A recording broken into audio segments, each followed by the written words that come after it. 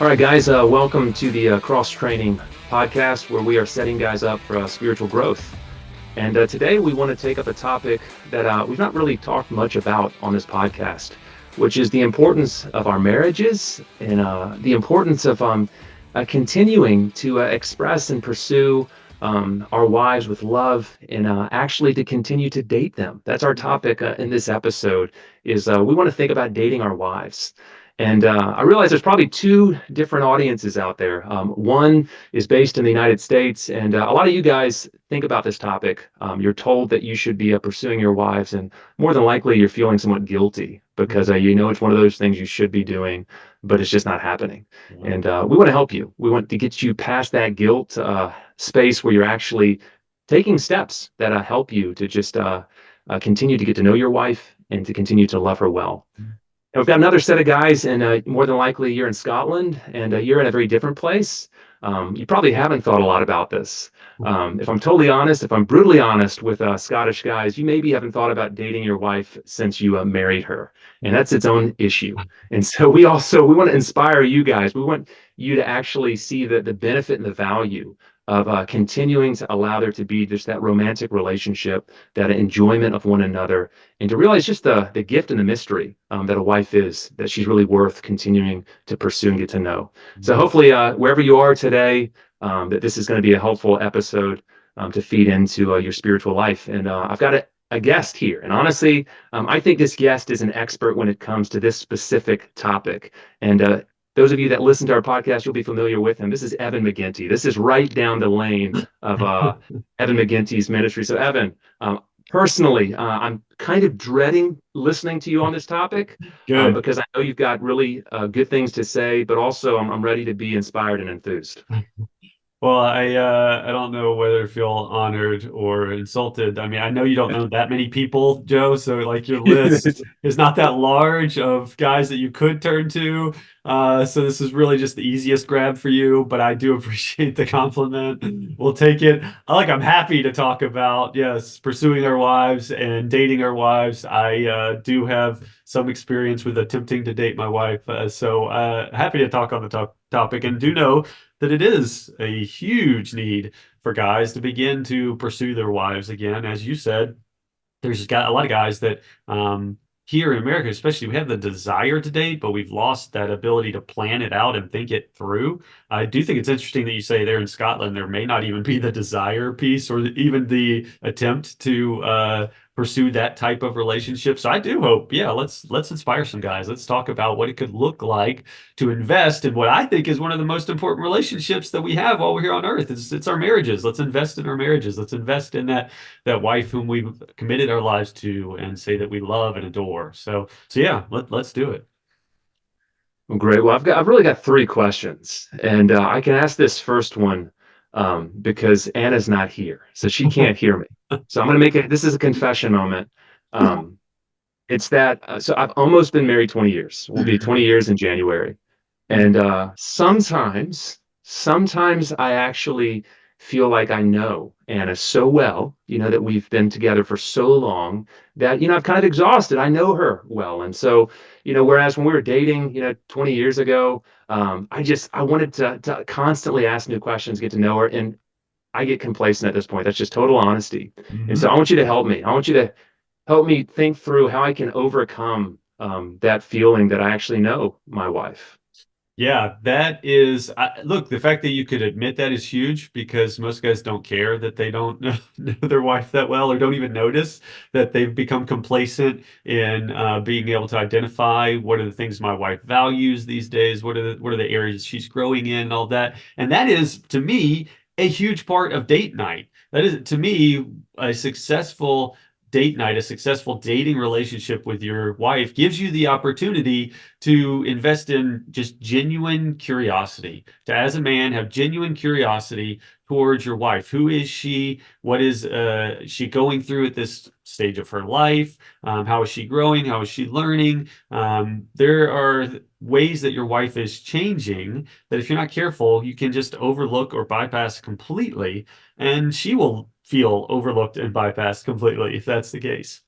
So that's part of why I point guys towards date night is this is an opportunity for you to show your wife that you're curious about her and for you to practice that genuine curiosity. I think one of the ways we look at date night, especially here in America, date night is an opportunity to go out and have fun or go out and have a good meal together. Date night is revolves around getting together, going to enjoy a meal at a nice new restaurant or go do something fun. But honestly, if that's the case, all we've done is created a dinner club of sorts. Like, let's just go try the next new restaurant and go do the next thing. And that I'm not necessarily interested in. I like food and I like enjoying food with my wife. So I'm all about that. I like doing certain activities with my wife, going try new fun things in town. But what I like more than any of that is my wife. And so that's what date night should revolve around. And I think that's part of the insight that guys have to come to is that when we start talking about date night, when we start thinking about date night, what you do is not as important as what you talk about on date night. And that's a shift a lot of guys need to make. You know, there's usually like three essential questions that guys ask about date night. It's, you know, what are we going to do? When are we going to do it? And who's going to watch our kids? You do. Yeah. You have to answer those three questions. Those are huge questions you have to answer for date night. What are we going to do? When are we going to do it? And who will watch our kids if you have kids? And but most guys stop there. If you can answer those three questions, which are hard enough, most guys stop there. And I think that one of the most overlooked questions of date night is what are we going to talk about? You know, so if we actually do get to this date night, if we actually get to this point where we got a babysitter, we get out, we made a plan, we cleared our calendar, we even have a budget for this, we get there. Now it's what are we going to talk about? Are the conversations that we're going to share with one another tonight going to be memorable and building and encouraging? Because that's what ultimately makes a good date night. Look, you could go out and share the best food in the world and still not have a good date night because your Mm. conversation was terrible because you didn't talk to one another or because you argued the whole time.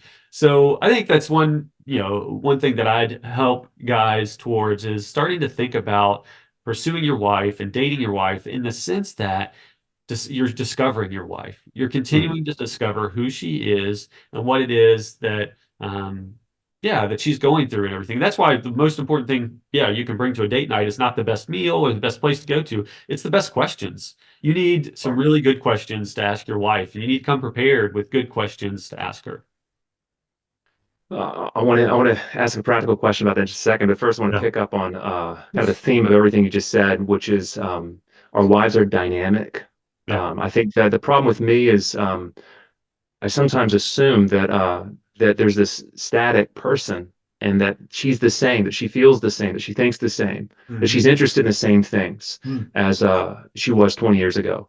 And I think that reality that actually is true of all of us. You know, we're constantly bumping up to circumstances and in difficulties that Mhm. we're having to adapt, we're having to grow, and so just to recognize that this person in front of you is so much more interesting and has changed since Mm. you last conversed, and not to assume that if you ask the same good question a second time, it's going to be the identical answer, I think is Yeah. fundamental. But I know that you are, this is a spiritual gift. I've only been ever labeled this a spiritual gift with one person, that's yourself, but asking great questions is a spiritual gift, I think. So can you Mm. give us some examples? I know you sometimes prepare actually for a date night, Yeah. thinking in advance of questions. So give us some samples of questions that you would ask Angie. Yeah. Yeah, thanks for revealing my dorkiness. I do prepare a lot of times for date night questions in advance. Part of this is just overcoming my own insecurities of what do I talk about? What do we talk about now? And a lot of this just has to do with curiosity and fun. I think it's so much fun to have engaging and different kind of conversations with my wife. I think there's, a couple of different categories of how to think about questions with your wife. One is just those regularity of questions that engage in good conversation. So things like, what's been on your mind lately? Where is God at work around you right now? How do you Mm. see God at work around you at this point? Things like what's the most encouraging thing that happened to you this last week? What are you looking forward to in the coming weeks? So those are just like basic friendship questions. You're interested in what that person's been doing, what's been happening in their life, but also what are they looking forward to, and where is it God at work in their lives? Those are good basic questions.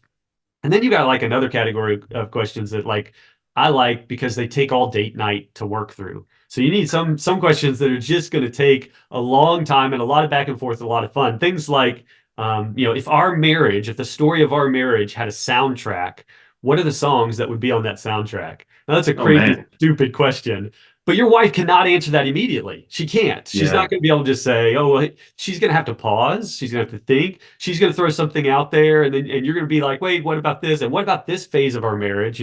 What song So good. represents that phase of our marriage?" So you work through the whole story of your marriage, the ups and downs, and find songs to match it. So it's just a fun way to go back and forth. Or even like, hey, they say that a man is the sum of his five closest friends. Well, who do you want to influence me? Name five men that you want to rub off on me and why? And have her name a person and what is it about that man that she sees something there that could be useful in your life. Now there's a little more vulnerability and grace that comes with that conversation, but super helpful. And again, that's going to take all night. Like she's not going to be able to Mm, just immediately do that. So you need some well prepared questions that engage with curiosity and good conversation, and also just some practical, everyday questions. The one thing I definitely want to point out, specific to cross training ministries and specific to our audience, we are an audience of Christian guys, men who we want to help move forward, overcome those low barriers of spiritual growth. And part of this means that we're talking about Christ. And so I do think an important part of date night is talking about Christ. How can you have a Christ-centered marriage without ever talking about Christ with your wife? So mm. we do need to be having questions that engage with, where is your wife spiritually? Where are you at? Are you confessing that with her? Are you preaching the gospel to one another in a healthy way? So those are just kind of the categories and ways I think about it. Yeah, yeah, I've got a couple of dates sorted now, thanks to Yeah. those 5 minutes. Well, let me talk about another barrier for me. Yeah. And again, it's a product of having been married now close to 20 years. I mean, if I go back when I was dating Anna, my mind teemed with creativity. Mm, Anything I saw was an opportunity. I once drove 600 miles because I found a refrigerator box that I could wrap up and, give myself as a gift on her front door, in her home in Oklahoma. Just I amazing. was always thinking, how could I surprise her? What could I do? Um, I'll be honest, Evan. I'm not quite as creative in the current phase of my life, and so I struggle with ideas. Mm. So, what would you say to guys like me that struggle to think of ideas other than to just, oh, let's go back to the same restaurant and eat the same meal, and call it a date? That's so, again, identifying that as a problem is huge because, yes, you're right. I don't know how old you were when you and Anna started dating. I was 19 years old when me and Angie started dating. And my wife has no desire to date that man anymore, like that boy, you know? So me relying on all my old tricks or all the old things we used to do, I'm now 40 years old and we're now in a different season of life and we've been through a lot. So I can't rely on who I used to be or dating like we used to. Things are going to have to change along the way. Doesn't mean we can't have fun like we used to, but the approach and the way we begin to think about it needs to change over time. And that's where I found help it being helpful to have like what I call just a curated list. So I'm Mm, always working on having a curated list of the things that my wife likes and would like to do with me. And this changes all the time. So we revisit it all the time. And I just I have a list on my phone. We make a list once a year together. Basically, my suggestion would be brainstorm with your wife. You need to get together and just dream with her. Sit down and dream together. What would it look like to date one another this year? What would it look like to spend meaningful time with one another in this season of life? How would that play out? And begin to just, okay, what if we did this? And that's the thing about your wife. She's going to come up with things that you had no idea. Or what you thought would be a meaningful way to spend time together is not at all what is actually meaningful to her. And so you may go out and spend a bunch of money on a really nice dinner and make her get all dressed up and everything. And she may be in a season where she's like, look, I don't want to get dressed up and go to a nice dinner. I just want to go have coffee together once a week. So it's really getting to know your wife in this season and getting to know your relationship in this season, creating a curated list that you can operate off of and not rely on what most guys do at their best. You just Google date night ideas. What are the date night ideas? The problem with that is that Google doesn't know your wife. Google doesn't know your wife as well as you do. And so the person, this gets back to that genuine curiosity. If you do are genuinely curious about your wife, you're going to know her more than anyone else in the world. So therefore, no one else in the world could possibly make a design a better date night or meaningful time together than you. You're the best positioned person to do that. So part of this is just agreeing, yes, I'm the best positioned person. I will become that best positioned person. Therefore, I'll have the conversation that it takes to do that and to think through it. Otherwise, you may end up, man. So I recently did a date night event here locally, and as part of that, I polled the audience, full men and women, married couples, and it was, I think it was 48%, close to 50% of the people there said that they would consider going to Taco Bell. Do y'all don't have Taco Bell there in Scotland, do you? It's rare. It's like a luxury, here. Okay, So it's like a fast food tacos, all right? Fast food tacos. All right, 50% of people said they would consider going and having dinner at Taco Bell to be a date night. That's a date night. So what that says is that for some guy, he could take his wife tonight to Taco Bell for dinner, and for 50, there's a 50% chance that he's a hero, like that he is a hero. But there's also a 50% chance that he is going to insult his wife. Because who yeah. knows? Was she on that 50? Which 50% was she on? And you don't know unless you just have clear conversations about it. So this is where you just got to talk and ask, hey, what does it look like to date right now in this season of life? How do we do that? What are your clear expectations? What are mine? And how do we mold that together? I'm not the only guy out there feeling convicted right now. I guess I'm gonna have to return my Mad Max movie tickets and ask Anna what she wants to do on Friday. Like maybe that's not her dream.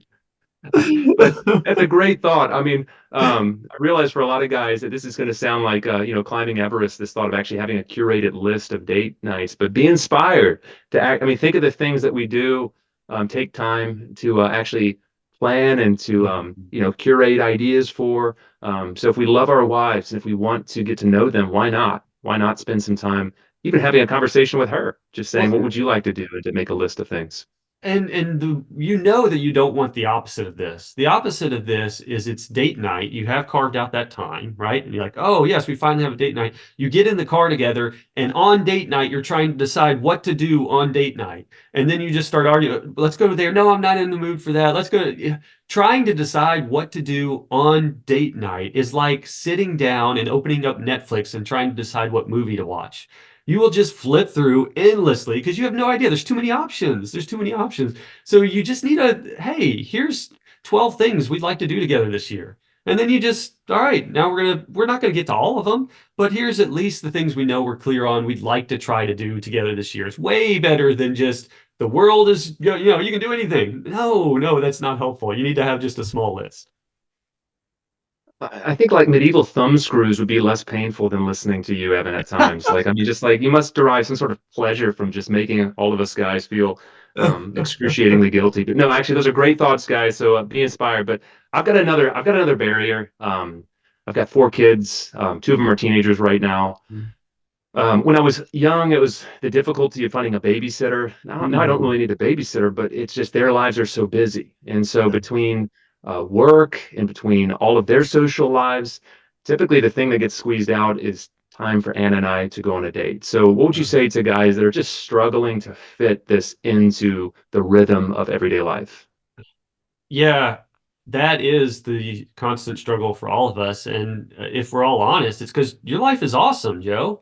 Like your life is great. You got so many great things going on. So you like we're all so blessed to have overloaded calendars and things going on. We've got a lot going on and it's wonderful. However, in the midst of our awesome lives, we are not putting into it the relationship that man is going to sustain through the years where you have kids at home and the years where you didn't have kids, the years when the kids are gone, all those things. It's this marriage relationship that you've got to invest in, and you're going to go through different seasons where you've got the time, but you don't have the money, or you've got the money, but you don't have the time. There's all these different hurdles that are always going to be there. And I think that's where we've got to remember that date night, like this idea of like a big date night, that's not the point. What the point is meaningful time together and consistent, meaningful engagement as a couple together. So that's going to look different in different seasons of life.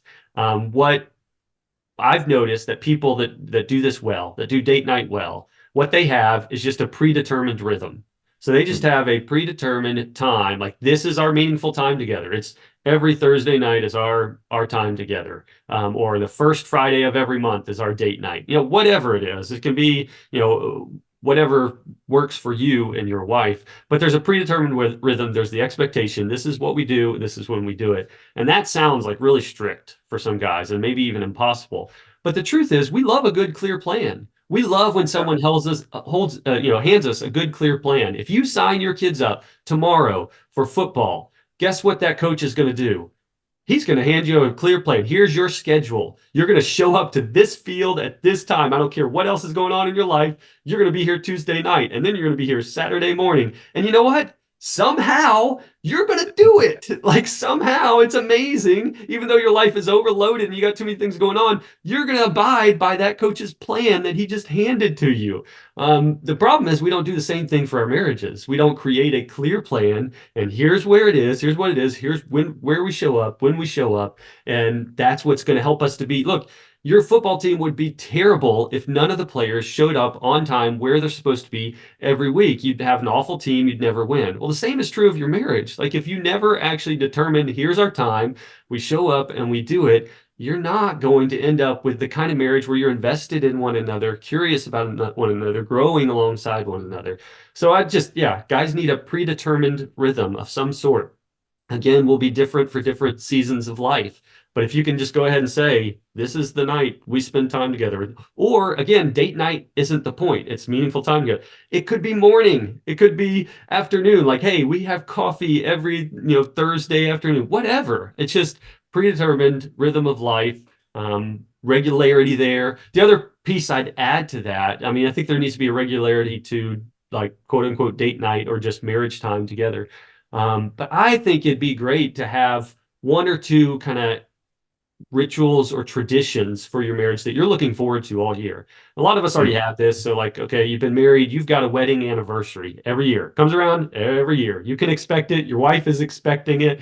And generally, you try to do something for that, right? You try to maybe take your wife out for that. Well, that's what that is an annual tradition. You've got a tradition in your marriage where every year you look forward to getting together and reflecting on your marriage and looking forward to a date night there.